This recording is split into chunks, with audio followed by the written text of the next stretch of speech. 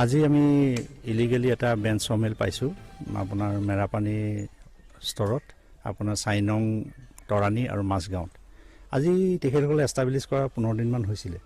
বিশেষ সূত্ৰে গম পালোঁ আৰু বন সংমণ্ডল প্ৰাধিকাৰী বিষয়াৰ নেতৃত্বত মই প্ৰটেকশ্যন ৰেঞ্জাৰ, আমাৰ জামুগুৰি ৰেঞ্জাৰ আৰু বিভিন্ন প্ৰান্তৰ পৰা আমাৰ ষ্টাফ আহিছে, আমাৰ বন্ধুসকল আহিছে আৰু আহি আমি ইয়াতে অভিযান চলাই এইখিনি আমি জলপ্ৰকৃত কৰিছোঁ।